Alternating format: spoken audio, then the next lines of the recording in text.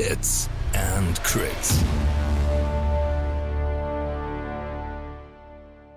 This video is brought to you by Asmodee. What's up, Hits and Crits family?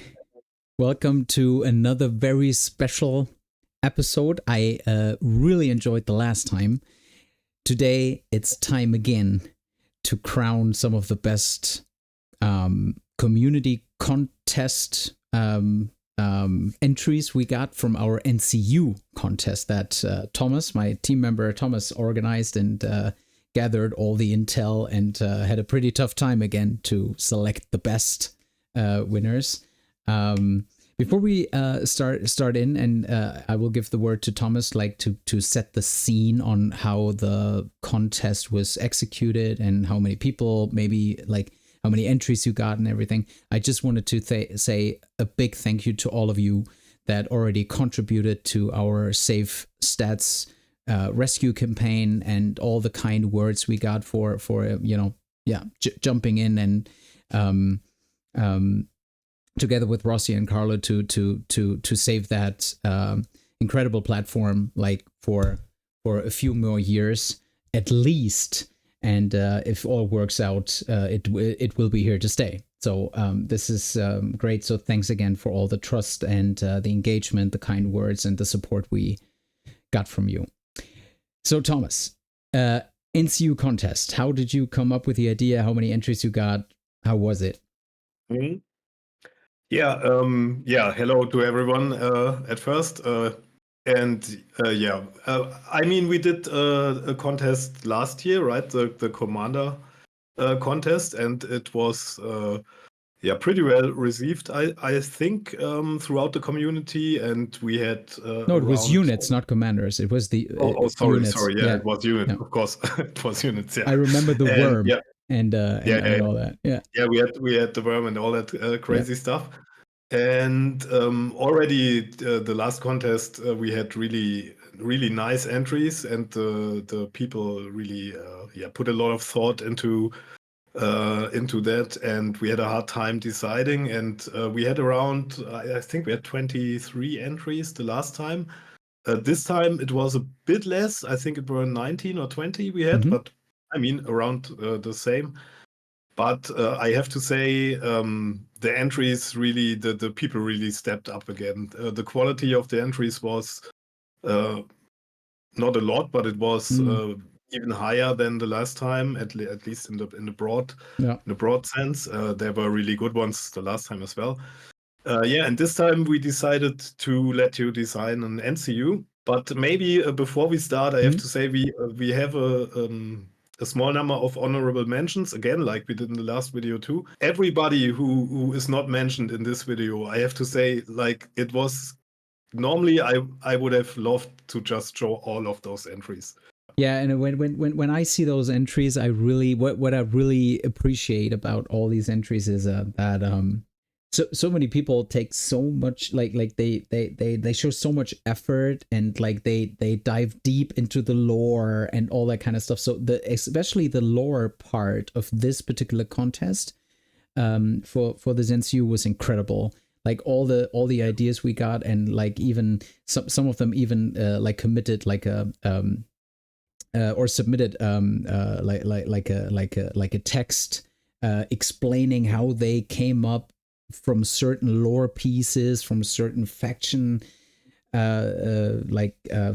faction identity, and why they came up with this idea. So this is really incredible. So thanks for submitting all this great stuff and entertain us for weeks now. So yeah, without further ado, let's jump to the honorable mentions.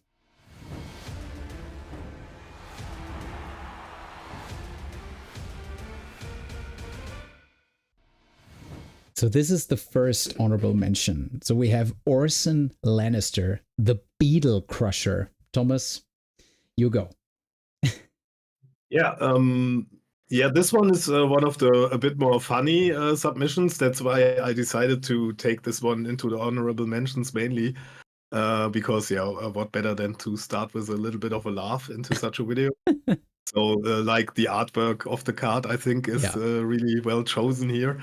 And I think Mateusz wrote me, it stems from a scene in, I think it was season 4, um, where Jaime and Tyrion are talking about an old story where this came up. Yeah. And then in the end of the scene, a beetle enters and is crushed. And yeah, let's have a look of what this NCU does. So it's a Lannister NCU, obviously, and for 4 points. So his ability is Smash the Beatles, Smash them.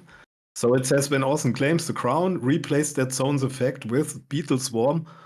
All enemy infantry units have only half movement speed for this round. So this part of the ability is maybe a bit over the top, I would say, and is maybe a bit problematic too in game terms, like with half the movement. So what do you do if a unit has an odd movement number? So if it's 5, do you round up or do you round down? So that's a little bit missing there. But in the end, it's an interesting idea to have an influence, just slowing down enemies and drowning them in a beetle swarm so they just can't move correctly over the battlefield. But yeah, obviously for 4 points, that would be really strong, right? You could take infantry units nearly out of the game with that, maybe. And so, yeah, maybe a bit strong, but interesting.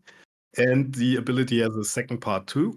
When Orson claims swords, so this attack, so the sword attack, gains hatred for the bugs, so it gains sundering and the defender becomes vulnerable. So that's actually, I think, quite a nice idea and not overpowered, I would say. And especially in a faction like Lannisters, who are not really playing around the sword zone. So Yeah. What I really like, I can remember the scene when they talk about how it has been like in King's Landing, and they talked about this Orson kid that probably is like from what I remember from the show is kind of like has a mental illness or had like mental disabilities and couldn't talk. Couldn't talk really, or like couldn't really yeah. So and was always saying smash the Beatles and smash Beatles everywhere. So it's I really like the entry because it takes you back to that scene, back to the lore. But I also have to say, if you imagine like all the units just have 2 movement speed, for and especially for the whole round, not for the turn. It's all infantry, right? It's all infantry, and it's not even an influence, and the whole round, and like that's a little bit too much, baby. Yeah, it's a little bit too much. And the second part works on ranged units too, which is strong as well, right? Yeah. But on the other hand, he only works over 2 zones, so maybe that's that explains why the effects are a bit stronger there. Yeah. All right, so let's jump to the second one. And this one, before I come to it, that was really, for me, the most incredible one in terms of submitting a document which explains the whole process of how the design came up, how the lore was, and all the reasons behind it. So that really stressed it for me. So second honorable mention comes from Ilya from Tabletop Warden. He put up the 5-point NCU Euron Greyjoy. And not only are the cards incredibly well designed and like on point and stuff, also when I read the card first, it might be a little bit too strong, and I will explain like shortly why I mean. But again, I have to come back to that submission about how to come up with the idea, and that's crazy. Like, you really have to reach out and ask him for this document, because this is top notch. So the only thing I feel, I know he's 5 points, but I still feel when we take a look at this influence, while influencing a friendly unit, it gains one of the following. And if it's the commander unit, you gain both. And especially the first one, each time this unit performs a melee attack before attack dice are rolled, you may search your tactics deck or discard pile And that's for me the thing where I think, okay, that's a little bit OP, but for the Kraken's Wrath tactics card and play it. If you do, shuffle your tactics deck. So for me, it seems a little bit. If you take the discard pile out, maybe then I would like it better. But the second one is each time this unit activates, you may search your tactics deck or discard pile for Raiding Call tactics card and play it. If you do, shuffle your tactics deck. Yeah. What do you think, Thomas, on this one? Yeah, first of all, I have to say, Ilya, really, the document you already talked about, that blew my mind a little bit as well. And it was really close again. Like, I think it's his last entry in the unit contest was a bit on the same side, where it really was so close to being in the top 3. And this time, with the document he provided, where he really talks in depth about all of the design process and the lore idea behind this, it's Euron on this. I don't remember the name of the ship where they hold this conference of the Greyjoy captains, basically, to find out who will be the next king. Mm-hmm. And yeah, it plays the NCU plays with that, like you can like give plunder to your units or to certain characters, right, with the raiding call, and make them the Kraken King, and then they have the Kraken's Wrath. So that's how he explained why the commander unit gets both of the effects.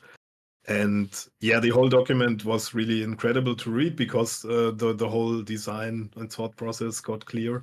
We can't show you all of that, but who wants to read it, just get in contact. I think Ilya should be okay. Yeah. If not, just get around Ilya, and I will keep it for me. But I think he is okay with providing it to other people too, if you are interested. Yeah, and maybe why didn't he get into the top 3? The thing with the getting the cards from the discard pile for me was a little bit a point where I as well said, yeah, that's maybe a bit too strong. So your commander unit basically has these 2 cards all the time, right? Yeah. So from the beginning of the game, you always can use those cards, and so maybe that's a bit over the top. And maybe the idea to just work with the cards in the deck is cool on one hand, but here for this, I personally would have liked something a little bit more new, something that isn't only relying on the cards we already have in the deck. Like maybe that you can use one of those cards, and then the second point, something a little bit more creative, or a little bit more a new design or a new mechanic would have been cool. And I think that would have catapulted him into the top 3 as well. Yeah. Maybe even place 1 or 2, I would say, because it was really impressive to see how much thought Ilya put into this. Yeah, and I can't stress this enough. Like not only him, but all the entries, or almost every entry, was so close of being an honorable mention, close of being place 3, place 2. So it was really a tough time. So also when I checked the entries, there was not one where I was like, what is that? I was like always digging the idea at least, but also the stuff that played into it, like great ideas for a certain faction. So like, let's say for Boltons, they play with panic mechanics, they play with, there was so much from this community. Just and also I have to say, like the first entries came in really quick, right, Thomas? Like the ideas came in really quickly. So that means for me, all this community is like, and when we check the faction channels, like they are in depth, really in their faction, and they know what's coming. When we we rally the banners for a contest, they're coming. I mean, there are some people who already, without any contest, have designed a lot of units, NCUs, whatever attachments for their beloved factions, and yeah, I think some of the guys just take something out of their pool of cool stuff they already designed and send it in. Yeah. All right, so let's go to the next. Charnabo, our mod for the Brother Without Banners, he came in with a Jane Westerling. Please excuse the quality of the text. When you scale it, it just gets a little bit out of text focus. is very small, but this one, and the scaling. So to remind everyone, Jane Westerling is the girl that Robb Stark marries, which is then slaughtered during the Red Wedding. She brings for 4 points. She brings the Revenge of the North. So it says, while influencing a friendly infantry unit, that unit counts as having only 1 remaining rank and having 2 destroyed ranks for friendly abilities and tactics cards, and may only be played when your army contains Robb Stark, either the NCU or the commander or the attachment. Yeah, and that obviously makes sense because, as you already said, it's his spouse, right? Yeah. And we all know the tragic events that happened to her and to Robb. And this one again is, I think, an NCU that plays really well with the faction identity, brings something new to the game, like an influence ability we don't have at this point. Plays very well with faction identity, plays well with the lore, and so it's a really strong entry in the end as well, right? Again, very close to being one of the top 3. The cool thing here is, what she basically does is make all these abilities that Starks have that play around with being on the last rank or something like that. It makes them viable, right? So suddenly you can play the what's it called? I don't have the star cards at the top of my head. Which one you mean? Winter's Might. Winter's Might. For instance. Yeah. And you would gain the rerolls anyways, even if you have full ranks. Like if Jane is influencing this unit, the card would give its whole benefit. And similar to if you influence Thorn Swords with her or all the other units of Starks that get buffs when they lose ranks, they suddenly have those buffs already on full ranks. So that can be very strong, right? It's really interesting with She-Bears. Berserkers. For instance, Berserkers, even Thorn Swords. Yeah. So, and I think then that's an NCU that a lot of Stark players would wish they had, I think. Yeah. To just make this idea how Starks could work. With all of that, you lose ranks and then you get better, but in praxis, often it doesn't really work. But now with this NCU, you don't even have to lose those ranks to get those. So she would be the fourth auto or almost auto include girl on the NCU side, right? So I mean, you will definitely then probably throw Sansa out and come with maybe Caitlyn, because she has an influence too. Yeah, true. So you only have 1 influence, right? But yeah. All right, so the Stark players would have to think about that. Yeah, probably, yeah. And here I just want to say we had another really interesting and good Stark NCU submission from Totek, which was Master Lewin, which was very interesting too, and played a bit with the same idea of playing around those Stark mechanics. Yeah. All right, so let's go to the 4th one. We have one more honorable mention for you, and for this one you have to bear with us. It will take a little bit more time to explain. But that being said, also this one is really great, and it comes from none other who does it come from? From our good friend Leon, right? So Leon basically provided us with an NCU commander like Doran, kind of like Doran, but this one puts a new rule onto an existing attachment. So it does not like Aerohota brings a new attachment and just puts it in as the commander, but this one basically selects one existing attachment and gives it some more. But let's start from the beginning. So Aeron Greyjoy as the 4-point NCU commander, he selects, or when you play him, you select one friendly Greyjoy character attachment, as I said. If you did, attach the Driftwood Crown, which we will take a look at in a second. So you get the Driftwood Crown onto this. So you basically crown him as the Driftwood King or whatever. And he also brings an influence. While influencing a friendly unit, each time that unit restores wounds, restore an additional wound. And also he brings, on the right side, you see he brings 3 cards with him that will be your commander's tactics cards. Yeah. So let's go to the Driftwood Crown. So again, just to remind you, it could be whatever. I mean, not a Reaver Captain, a It has Drowned to be a Prophet. character attachment. Oh, it needs to be character. Okay. It needs to be a character. Okay, So you it can't be just Reaver do Captain. Okay. yeah. You have to like Baelor or Asher or whoever. Whatever. Any Theon named character. Even. Okay. You could crown Theon even. Okay. So any named character.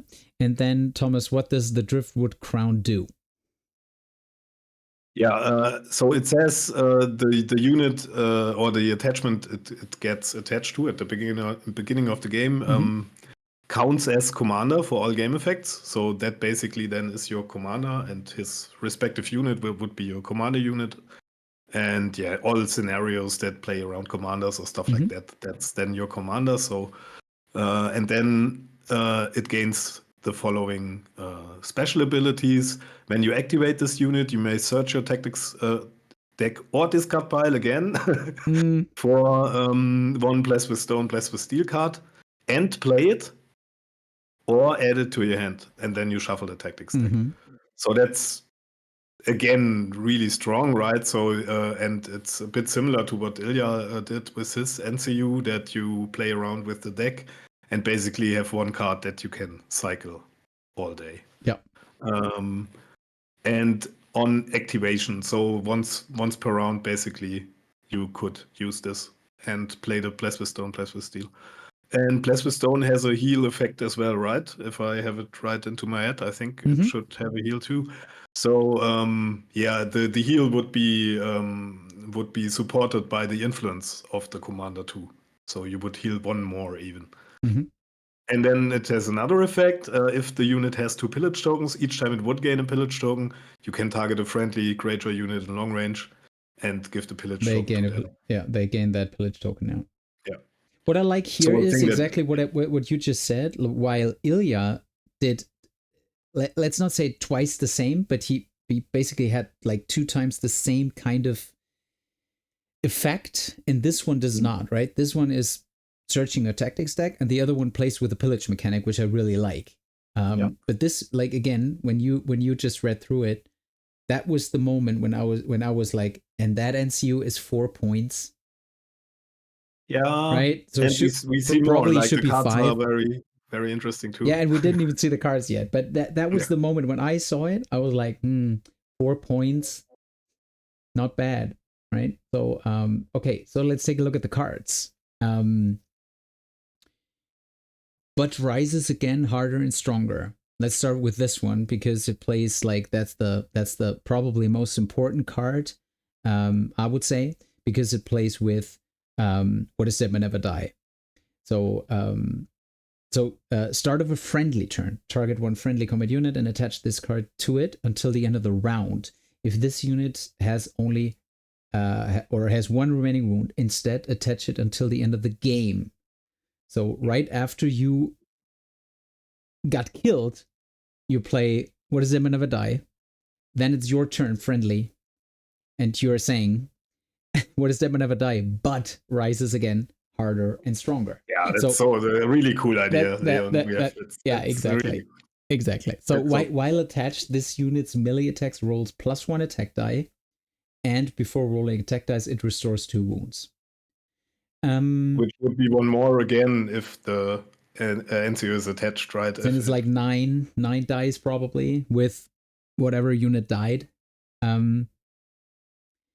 Yeah, very strong card, right? And but the idea is really so cool to have this second part of the sentence like in another card, and then you have this interaction between the two, which is really strong on one side. Maybe it's a bit over the top. I'm not sure, but it's just a fucking cool idea, I have to say. Yeah. And I want to say maybe at this point too, like I had to take you out of the competition this time a little bit, Leon. To you, if you watch this, you won a lot of community contests already, like the last one of our community, and already some in other communities too. And maybe you would have won this as well, but I had to really take you out of the competition here a little bit because you were the only one like submitting such an NCU commander, and that made it really hard to compare for us with the other NCU submissions. But yeah, it's again a very strong submission here. But let's see the other cards. They are cool too. So yeah, again, Rising Tide is basically another heal card. So after an enemy completes an action, target one friendly Greyjoy unit in long range of that enemy. That unit restores 1 wound for each of its destroyed ranks. Then restore 1 wound to each friendly unit in short range of that unit. And also, what I really like here is that it plays really well into the influence of your commander NCU. I like that. I like the card, and it rounds up the, the 3 cards of the commander. The first one is really like bringing something back, making them stronger. This one is for heal, and the last one, Greenlander weakness. When an enemy performs a retreat action before resolving that action, target one friendly Greyjoy unit engaged with that enemy. It gains a pillage token. That enemy suffers 2 hits plus 1 hit for each pillage token among all friendly Greyjoy units it is engaged with. If this destroys the enemy, one friendly unit that was engaged with it may pivot and shift 2. So this basically denies your enemy to retreat out of, like when you swarm them with some probably like reverse or something like that. You swarm them and they all have pillage and you want to get out of it, and you have that card, you probably won't go, or you probably you're probably not really eager to do that retreat. So also a cool card, cool control card. Also, we have nothing like this in the game.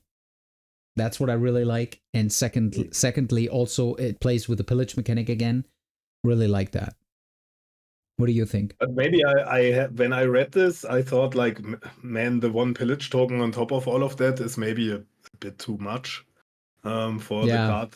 Yeah, another because one. It's already the second part of the effect is like really strong, especially for Greyjoys. Like normally if I think of playing a full cuff list, Night's Watch full cuff list, which is quite okay against Greyjoys, and I have my Vanguard with the Swift Retreat. The Watch Marshal. Order. Yeah.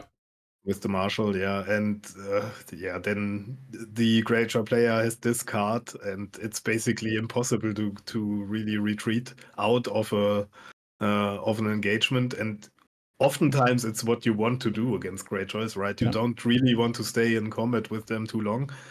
And on top of that, all the heal mechanics that get even better with this commander. And if you play this correctly, I think it's a really strong package all in all. Maybe he should be 5 points in the end. That's all that he brings to the table. But again, it's such a cool concept. Well-rounded tactics it's really stack, well-rounded, great idea. really great ideas. Not only but rises again harder and stronger. What I really like is like you put a crown on a named attachment. So you're basically, while doing it, you are creating a new character, basically. And this is totally new. Very, very good submission. And it fits again with the lore a lot, right? Because he's the guy who is crowning the Greyjoy. Greyjoy King there, and it's just a very strong submission. And as I said, I'm not sure if I just would have let him in the competition with all of the other NCUs. He probably would have been in the top 2, 3, in the top 3 too. In the top 3 too, also. All right, but now let's really come to these 3 winners. We will obviously start with place number 3.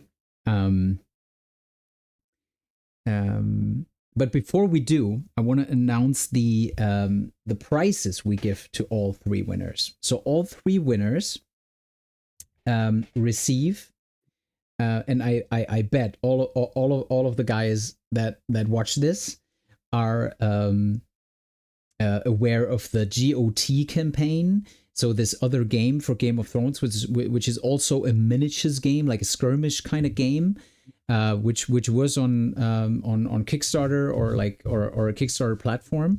And recently they decided to give away their STLs for this Game of Thrones game, also in the scale of A Song of Ice and Fire. So, and we as a team, we picked up the full pledge for the whole STLs, and all 3 winners will receive one particular 32 millimeter scale, normal infantry scale, for free from us. So we will print that, we will pack it and ship it to you as for all 3 winners. And in addition to it, we will give all 3 winners one of the Hits and Crits range ruler sets, which I do I have it right here? Well, you can check it out in the description below. So you get a 12-inch, a 6-inch, a 5-inch, a multi-tool, which is basically all the rest. So 1-inch, 2-inch, and everything you need on the table. And also, I can grab it. And also one storage, like to store infantry. Yeah. It's right here. So this one. So you will receive one of them, either orange or purple. You can check it on Discord along with this miniature. Yeah, all right. They are really cool, those sets. The new ones are really, really nice. They have so much utility. And yeah, I think you put out really cool prizes there this time, Chris. Yeah. The miniature is a really cool idea, I think, as well. Yeah. And you guys, the 3 winners, you will see now, they can choose, right?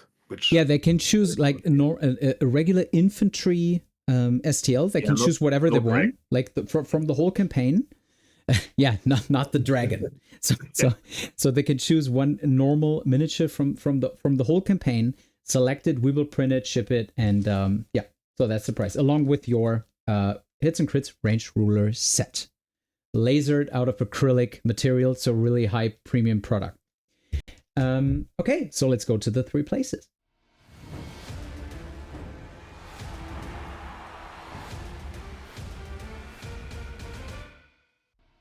So there is number 3, Chester with Stannis Baratheon 5 points, the King of War Tactics. So the crown belongs to me, he says. Each time friendly or enemy NCU claims crown. So either of both sides claims, whoever claims crown, target one enemy combat. It belongs to Stannis, right? Yeah. So target one enemy combat unit, that unit becomes weakened. Always.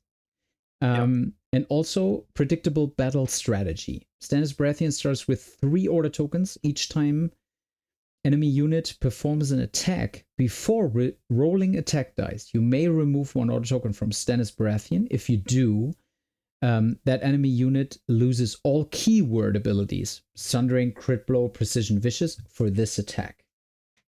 So that's him for 5 points. What do you think, Thomas? Yeah, Chefster, our Polish scoundrel. I think he's one of the guys which I talked at the beginning of the video, who have like a whole box of ideas, a whole portfolio of stuff. He just picks it out of the box of units and stuff.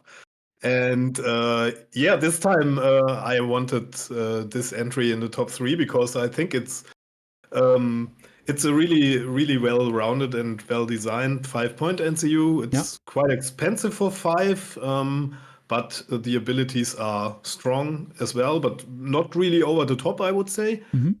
And what he basically does, he protects his Kingsmen, right? That's if you fight Kingsmen, you kind of want to take the crown so they don't get their extra ability. I think Crit Blow and rerolls they get when you don't control the crown. So if you then take the crown, you will become weakened. So the Kingsmen may not hit so hard then anymore, but you won't really do a lot of damage to them as well. On top of that, tokens always nice for Baratheons. They have a lot of token play anyway, so it fits Exactly. quite nice into the faction identity, I think. And then the name is just cool. It fits Dennis. The crown belongs to me, and you dare not take it. Exactly. And then the predictable battle strategy is interesting too. It's again like a creative thing that we don't see like this in the game up to now. And it fits like the Stannis commander we know as well, who can take away abilities too, right? So this one can take away the offensive keywords of units when they attack you. 3 tokens, I think, is a good amount. So you can do this 3 times a game. And again, just take out the boom out of an attack, right? Mhm. And make your Kingsman or whatever. You're already very defensive Baratheon units even stronger in the defense, and let them really stay there on the battlefield. What I really like about this entry is that it plays a little bit with the commander version of Stannis Baratheon, who also does a lot of token play, right? Who does the predictables or shut down abilities through his tactics card. I can't remember the name, but like it really plays with both, gets ideas from both sides. So I really like that. And also like it gets this Eddard Stark NCU feeling, because like on the Stark side also you have that commander and the 2 versions of the NCU, and this really this entry really felt for me like an official thing happening, which I can really see. Exactly. Which I could really see in a box. I pick it up and I'm like, okay, I can, okay, all right, that's official. Yeah, I thought so as well. I mean, there are some articles missing, but that's I think because of the Polish. Let's not mention that. We don't care. We don't care. I think it's funny because not in a meh way, but I know. I like this way of writing. Yeah. And but that's the only thing. I had the same thought when I saw this. I thought that could be a real NCU. Yeah. Like cmon would do. Yeah. Awesome. So congratulations, Chester, to your Hits and Crits ruler set, and check out the GOT campaign, GOT STL campaign. I will link it down below in the description. Check it out. Select your miniature. I will definitely put you in PM over Discord. So let's come to the second place now. Second place is from JPS, and here we have it: the Theon Greyjoy, negotiator of Lord Bolton. So let's remind ourselves, this is the exact time where Ramsay takes Theon, saying, now we will dress you up as a lord again, and you will once more be Theon Greyjoy. And I will send you there, but it's also on the card, and I love that. You are Reek. You will always be Reek, no matter how sweet you smell, etc. So I really like the idea of like having this in Lord, right, in the right clothes and everything, and he is sent to this castle. What's the or that fort? Moat Galen. Yeah, exactly. To negotiate, right? And so just great. So this comes at Theon comes at 4 points and brings also an influence. When Theon influences an enemy unit, this unit becomes weakened. Also, for each condition token that enemy unit receives, -1 to morale tests. If the influenced unit has 2 or more condition tokens, it takes +1 damage from panic tests. So I think I will give you all the credit to say how great this card is. But the only thing, what I didn't, well, I can't say didn't like, but the only thing I saw was, oh, that's another influence next to Ramsay, next to Jane Poole. That's the third influence, while the Boltons do not really have a lot of NCUs. So I was hoping, when I saw Bolton up there at the entries, I was hoping it has some like something more, maybe with something different, which is not an influence, which is basically counts as having highest ranks or whatever. I don't know, something else. But this is really the only thing. Everything else plays really well into the faction and the tactics deck and stuff. Yeah, and I think that's one thing why he is so high up here as well. This one was voted a lot in the Kingsguard. I gave the entries to the Kingsguard and said, guys, just give me some input. What do you think? And a lot of my team members really liked this one, and I like it as well because I think it just plays well with the Bolton faction and with the background. It gives the faction something they really want, or a lot of Bolton players are crying for, that they need more manipulation of panic tests, make them a bit more reliable, and that is basically what this NCU does. The weaken token is a bit random, I think. Maybe there would have been the design space to say panic. What do you mean? Yeah, I mean, you have enough ways of giving panic tokens. Yeah, I think that's why he wanted a different one. And I mean, you make his effect stronger with the weaken token, so it kind of makes sense that he gives out a condition token. On the other hand, that's maybe a small critique that I would have, that everybody loves his weaken tokens, right? And we see a lot of ideas playing with weaken tokens in this contest as well. There were I mean, the last entry played with weaken tokens too. Here we have an entry as well with weaken tokens. So maybe there would have been a design space to do something a little bit cooler, maybe, to bring you even to the first place. But in the end, I think it's, again, a very strong entry. It's a really nice idea lore-wise. It really fits the faction identity. It's not super overpowered or super crazy. It would be definitely an NCU I could imagine we could see in the game and could be played and would see use. And yeah, just a really well-rounded thing, and so high up here in our rating. Congrats. Yeah, congrats. And again, you also, JPS, please look at the campaign. I will reach out to you. So before we come to the winner, there's a little disclaimer. And a lot of you guys know that I'm playing Night's Watch as a main. Thomas is playing Night's Watch as a main. This is not the reason this is happening right now. So, right, there wasn't like a transparent voting of all the team members. It was the only Night's Watch entry. Exactly, we were just waiting for Jon Snow to be an NCU and just win the thing. No, sorry. No, that's not the case. So there was a transparent voting and everything. So Ragnarok won our NCU contest with the 5-point Jon Snow Conflicted Lord Commander. Yeah, so where do we start? This NCU comes on the board for 5 points and brings an influence. While influencing a unit, this unit may never be targeted by enemy orders, tactics cards, or be influenced by enemy NCUs. So basically what Edison Tollett does when he loses rank. But also there's it's a one-time, a once per game ability, right? Once per game. If a friendly unit, infantry unit, would be destroyed, you may destroy Jon Snow Conflicted Lord Commander. So you kill the NCU. And if you do, that infantry unit is not destroyed and remains in play with D3 wounds, removing any of its attachments. Afterwards, attach Jon Snow Lord Crow to that unit as part of the remaining D3 wounds. Remove that unit's activation token if possible.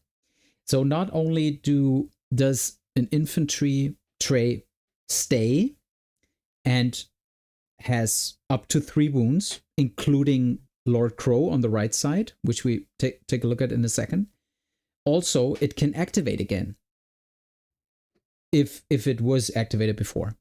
So Jon Snow Lord Crow brings Winter's Bite, as we know from the Sworn Swords, brings crit blow, and if this unit has 1 or more destroyed ranks, it has +1 to hit, and if it has, and basically it will have all effects right at the beginning. So Winter's Bite will be fully activated when you right after you bring back Jon Snow in his destroyed unit, and also Unyielding. -1 wound from failing panic test for each of his destroyed ranks. So also it will be pretty, also get a little like a defensive buff also with it after you killed the NCU. And lastly, also when you take this NCU, you can play Ghost in your army, even though there's no Jon Snow on the battlefield right off the start in round 1. And this is something, and I can tell you what a lot of Night's Watch players want to see, that you can Ghost, that you can play Ghost also if there's not the 2-point attachment, Jon Snow or the commander on the battlefield. So, Thomas, what was the reason behind Ragnar winning the thing? There's not only one. I think there are many reasons to this. First of all, Ragnar as well sent a lot of extra information to this. Yeah. So True. that made it for me really interesting to read through all this, his thought process, his design process behind this Jon Snow NCU. So that is one point, which was already impressive or interesting to see. Mm-hmm. And then I think this idea behind all this, that you have an NCU that you can destroy, this one isn't super new. We have other NCUs that we can destroy in the game, and then things happen. But that you then get an attachment in this unit you make survive is just, at least in my mind, it's a really, really good idea. Yeah. And it's really creative design, but it's not like totally over the top that you think, oh, that's a crazy idea. It's just a really creative and good idea, but it really works well. And it works well with Jon's lore as well, right? So you have the conflicted Jon Snow, Lord Commander, and basically we know he when he overcomes this conflict, and I think it's when he gets killed and then comes back to life, and then he you gets have stronger. And then you have the new version, like in this surviving unit, buffing the unit, and I imagine that in a dying unit of veterans, for instance, that then have unyielding. The crit blow, they have 5 dice on 2s with crit and precision. And maybe you have a sword attached, and then you would even have 6 dice with crit blow that hit on 2, crit blow and precision. And you have unyielding, so you probably, you definitely will be on the last rank, right? So with the unyielding, you don't die as fast from a random panic test then after you made the unit survive. You get back the activation of the unit if it already had activated, which is really nice too, because you have to kill the NCU, but then you theoretically get an extra activation through its killing. So at least in this round, you don't lose an activation. But then in the rounds after that, you have the NCU lost, right? So you would lose an NCU activation then after that. So it doesn't make it overpowered or something.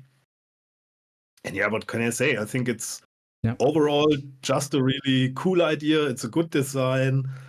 It fits the lore, and I feel it's a really cool NCU, I have to say. Yeah, and one final thought from me would be, it also, again, like I said before at another entry, it plays really well with the commander version of Jon Snow, who also brings Stand United Brothers, which is well, and you mean it shall not end.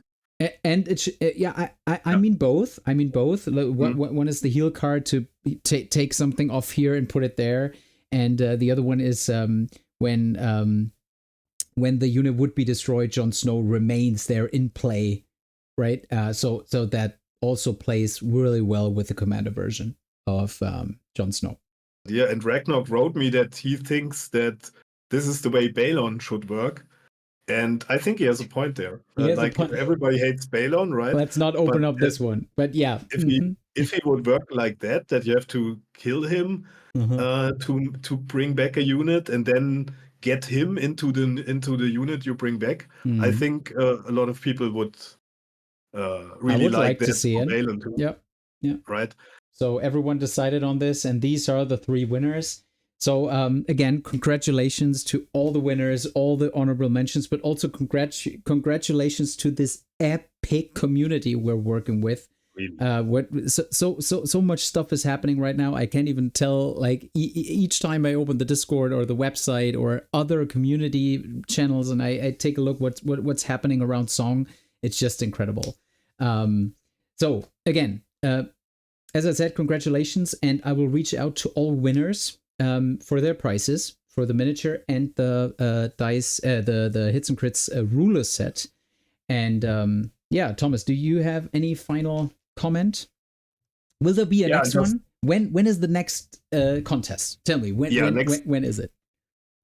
I can't say definitely, but what I can say definitely is definitely this year. There will be. Okay. Maybe after the summer break, kind of. So when we start into the autumn, where a lot of big tournaments are, maybe that would be a good point to have the next one. And so I'm aiming to do on Commanders this time. What do you think? I guess maybe Commanders are in row now, right? Leon already brought one. More attachments, maybe. Yeah, Leon can just enter his one again. Just enter it again. Yeah. All right. So Thomas, again, as always, there's nothing more to say. Roll those crits, guys.